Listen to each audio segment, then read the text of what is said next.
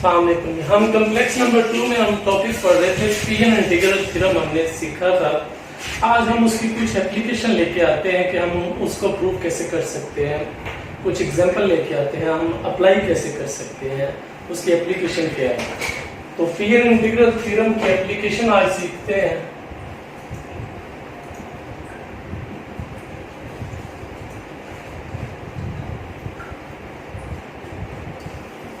Application of PN integral theorem. सबसे पहले इसकी स्टेटमेंट याद रहनी चाहिए कि पीएन इंटीग्रल थ्योरम था क्या कि f into r e raised iota theta is equal to 1 over 2 pi 0 to 2 pi integral into f r e raised iota phi r square minus small r square over r square plus r square minus 2 small r into r cos theta minus phi into theta। तो ये हमारे पास pigeon integral formula है। अब हम इसको apply करते हैं, example लेके आते हैं हम इसको कैसे एवेल्युएट कर सकते हैं। यानी क्वेश्चन हमारे पास ये आया, एवेल्युएट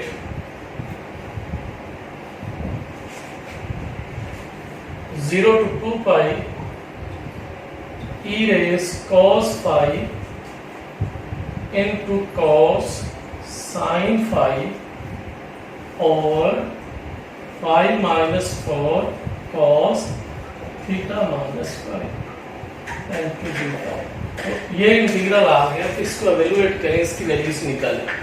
अब अगर हम इसको कंपेयर करें तो हमें पता चल जाता है कि ये तो हमारे पास फार्मूला है पीजन इंटीग्रल का। अगर आप डिनोमिनेटर पे गौर करें तो हमारे पास cos आना चाहिए और एंगल्स का डिफरेंस आना चाहिए।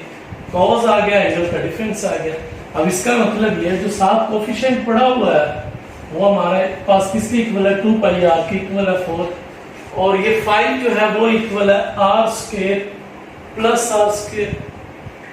और इसी तरह हम यहाँ पे ढूंढेंगे कि हमारे पास फंक्शन कौन सा है और हमारे पास r square minus r square कौन सा है। तो बार यहाँ से हमें पता चल जाता है कि जब cos आ जाए, cos theta minus phi denominator में आ जाए, तो फौरन आप समझ जाए कि ये हमारे पास पीजन इंटीग्रल थ्योरम दिया हुआ है। शर्त ये है कि उसकी लिमिट भी यही होनी चाहिए 0 to 2 पाई।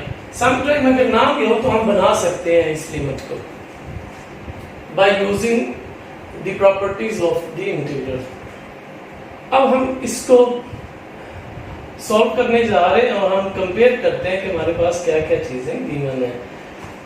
अब जरा ये देखिएगा कि यहाँ पे अगर हम कंपेयर करें तो r square plus small r square वो इक्वल है 5 के। तो यहाँ पे हम लिख लेते हैं r square plus small r square is equal to 5। फिर हम ये कंपेयर करते हैं कि r का जो कोफिशिएंट होता है वो होता है 2 पाई r, और यहाँ पे जो cos का कोफिशिएंट है वो है 4 के। तो यहाँ से आ गया हमारे पास 2 small r capital R is equal to 4 आ गया। अब बाकी इसमें हमें नहीं पता कि फंक्शन कौन सा है और r स्क्वायर माइनस r कौन सा है, यानी कोई कांस्टेंट आएगा, दो रेडियस का डिफरेंस भी हमारे पास एक कोई कांस्टेंट आ जाएगा। तो यहाँ पे थोड़ा सा हमें मसला है। यहाँ पे तो बड़ा इजीली कंपेयर किया जा सकता है कि ये हमारे पास क्या चीजें आई हुई हैं। तो हमने इन दोनों को कंपेयर किया तो हमारे पास ये आ गया। इसको आप कोई नंबर 1 कह लें, इसको आप कोई नंबर 2 कह लें। अब इसको हम जो हमारे पास ये वाली वैल्यूज दी हुई है इसको हम लिख सकते हैं, क्योंकि हमें अब ये फंक्शन भी कुछ इस तरह से चाहिए। तो इसको अब लिखा जा सकता है, अगर मैं इसी को सॉल्व करूं, e raised cos phi into cos into sin phi। अब मैं इस चीज को सॉल्व करने जा रहा हूं कि ये क्या चीज है। इसको हम लिख सकते हैं by Euler identity e cos phi into e raised iota into sine phi. अब जब आप इसको एक्सपेंड करेंगे तो हमारे पास आ जाएगा cos into sine phi plus iota sine into sine phi, यानी इसको अगर हम एक्सपेंड करें तो हमारे पास आ जाएगा cos into sine phi plus iota sine into sine phi. लेकिन हमारे पास ये टर्म तो ठीक है, ये वाली टर्म नहीं है, तो इसलिए हम इसके साथ लिख देंगे कि ये वाली टर्म सारी नहीं चाहिए हमें, इसका सिर्फ क्या चाहिए, रियल पार्ट चाहिए। तो हमने साथ ही उसके आर ही लिख दिया, यानी कि इसका सिर्फ रियल पार्ट हमें रिक्वायर्ड है, तो हमने इसके साथ रियल पार्ट लिख दिया। इसको आप ऐसे भी लिख सकते हैं कि real part of e raise cos phi into e raise iota sin phi. आप इकट्ठा इसको इस तरह से लिख सकते हैं, क्योंकि ये तो एक कांस्टेंट है, उसकी पावर भी कांस्टेंट, तो कांस्टेंट वैल्यूज पड़ी हुई है। अब ये योटा की वजह से आइडेंटिटी बन रहा है, तो इसका रियल या इमेजिनरी होगा, तो इसलिए इस पे कोई इफेक्ट नहीं होगा, सिर्फ इसी पे ही लागू होना है ये रियल पार्ट। अब इसको हम लिख सकते हैं e raise cos phi plus eta sin phi.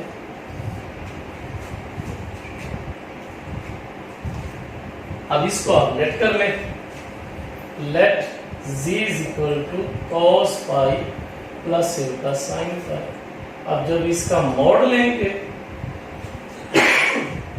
तो हमारे पास आ जाएगा cos square phi plus sin square phi, तो आंसर इज इक्वल टू 1। तो हमारे पास कंटूर भी आ गया। कंटूर ये आया कि हमारे पास एक यूनिट सर्कल है, यानी एक ऐसा सर्कल है जिसका रेडियस 1 है।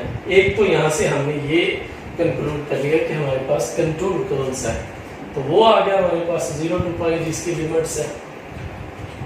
और z नॉट 1 आने का मतलब क्या होता है कि r की वैल्यूज जो है वो भी 1 है, क्योंकि हमें पता है कि ये पोजीशन वेक्टर जो होता है यहाँ से लेके पॉइंट P तक का जो डिस्टेंस है उसको z नॉट कहते हैं, और उसी को ही आप r कहते हैं।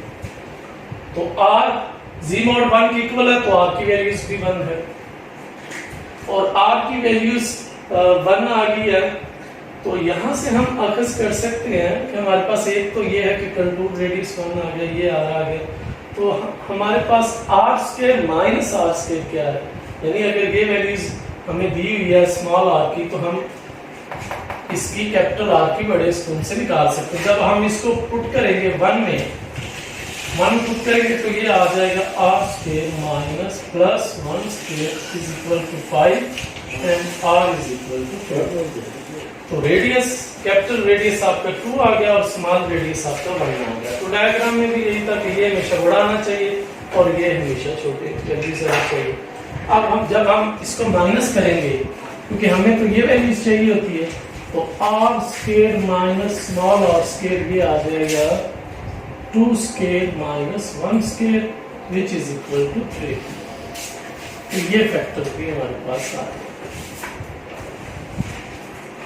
तो यहां तक हम पहुंचे। अब हम इन सब की वैल्यूज को पुट कर लेंगे, जो हमारे पास गिवन इंटीग्रल है उस वैल्यूज में हम इसको दर्ज कर लेंगे।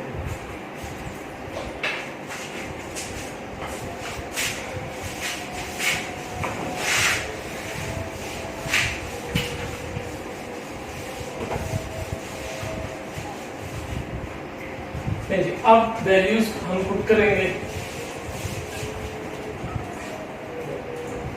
f 0 to pi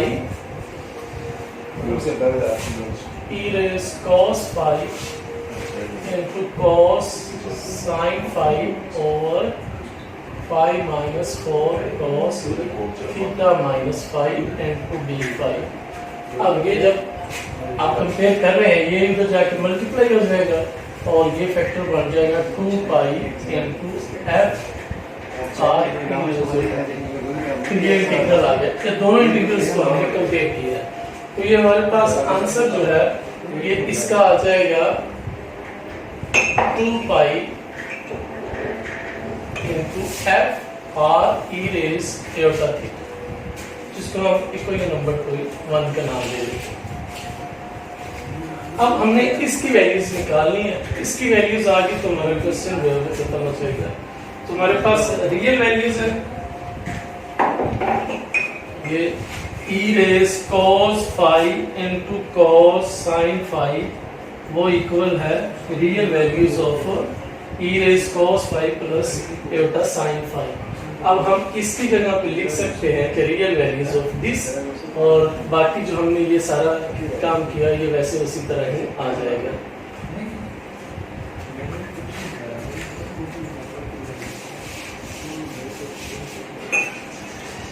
तो अब ये इंटीग्रल जो है 0/2 पाई, इसको हम लिखेंगे कि real values of e raise cos phi plus eta sin phi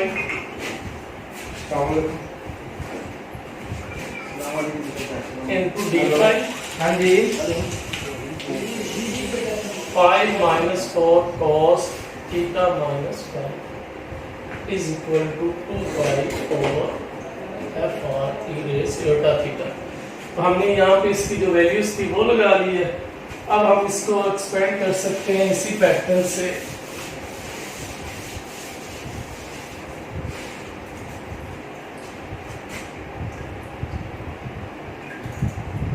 अब यहाँ से जब हम रियल वैल्यूज निकालेंगे तो हमारे पास ये आ जाएगा,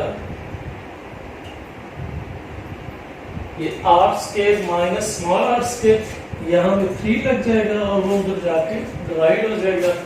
तो यहाँ से हम निकाल सकते हैं कि real values of integral 0/2 pi e raise cos phi plus eta sin phi into d phi over phi minus 4 cos theta minus phi is equal to, और ये हमारे पास जो वैल्यूज आ गई है ये आई है f of r e raise eta phi की, और यहाँ से r square minus small r square ये हमारे पास 3 आया था, और 3 जो है वो दूसरी साइड पे जाके डिवाइड हो जाएगा।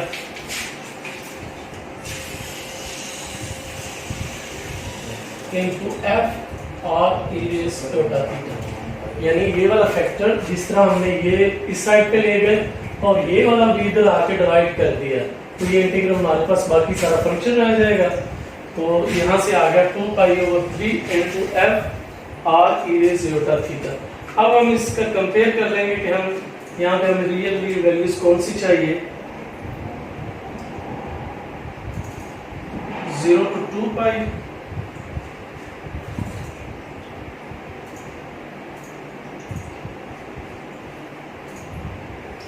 e raise cos phi plus एटा sin phi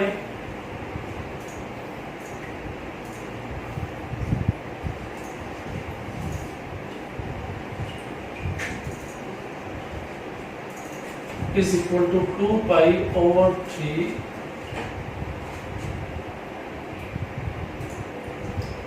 और हमारे पास जब हमने इसको स्टार्ट किया था तो हमने इसकी वैल्यूज ली थी कि e raise eta cos alpha into e raise eta sin alpha e raise cos phi plus eta sin phi, ये हमने यहाँ से प्लस किया था, यहाँ पे हमने लगा दिया था इसकी रियल वैल्यूज है। तो रियल वैल्यूज जब हम इसकी लेंगे तो ये हमारे पास आंसर आ जाएगा e raise cos phi into e raise into cos alpha cos into sin alpha. तो ये हमारे पास इसकी रियल वैल्यूज है। तो यहाँ से जब हम रियल वैल्यूज इसकी निकालेंगे तो ये निकल आएगी e raise cos phi into cos sin of phi, और उसी पैटर्न से यहाँ से इसकी वैल्यूज आ जाएगी। r की वैल्यूज क्योंकि 1 है और बाकी हमने सिर्फ phi की जगह पे थीटा थीटा लगा देना, बाकी सारी रियल वैल्यूज वही आ जाएगी। e raise cos of theta into cos sin of theta।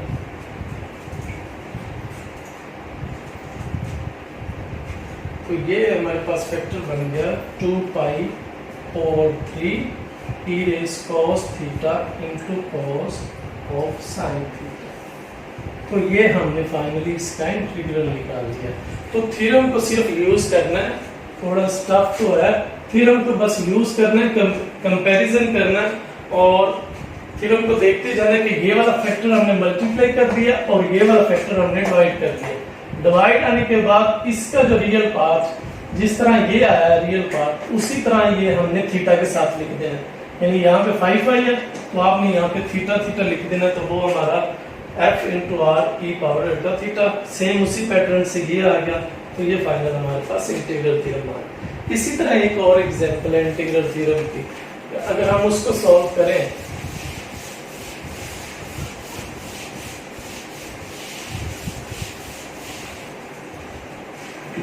हमारे पास एक एग्जांपल है इंटीग्रल थ्योरम की।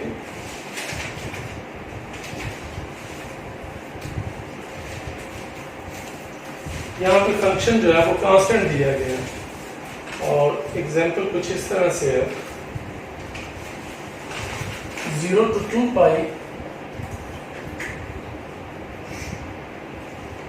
r square minus small r square d phi over r square minus 2r capital R cos theta minus phi plus r square। इसको valuate करना है। आप सबसे पहले ये पता होना चाहिए कि ये थ्योरम कौन सा इस पे अप्लाई होगा।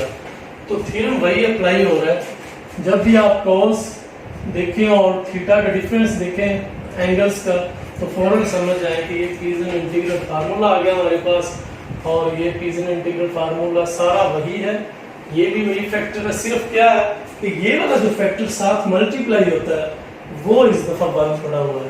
तो इसका मतलब ये है f into r e raised iota phi is equal to 1। अब एक कांस्टेंट वैल्यूज आ गई, तो आप यहाँ पे अगर स्मॉल भी रखेंगे तो वेरिएबल्स डिफरेंट करने से भी कांस्टेंट वैल्यूज तो वही रहेगी, वो तो चेंजिंग नहीं आनी। आप जो मर्जी यहाँ पे रख लें, आंसर आपका कांस्टेंट ही है। तो अब ये वाला इंटीग्रल जो है बाय पीजन इंटीग्रल थ्योरम,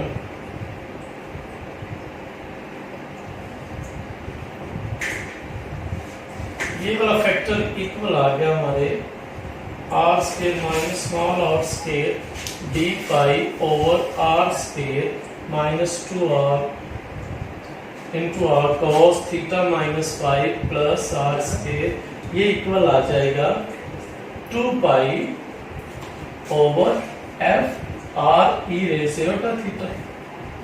यही हमारे पास 2 पाई इधर मल्टीप्लाई कर गया तो 2 pi into r e raise to theta और 2 पाई तो हमारे पास वही है और ये कांस्टेंट वैल्यूज है, ये गिवन है। जैसे कि इसका आंसर 1 था तो उसका भी आंसर 1 हो जाएगा, तो हमारे पास आंसर आ गया 2 पाई। तो ये हमने कुछ एप्लीकेशंस की हैं पीजन इंटीग्रल थ्योरम की, इसको आप प्रैक्टिस करें इसी पैटर्न से और कोई मसला मसाइल हो तो फिर आप बताइएगा। आज के लिए इतना, अल्लाह हाफिज।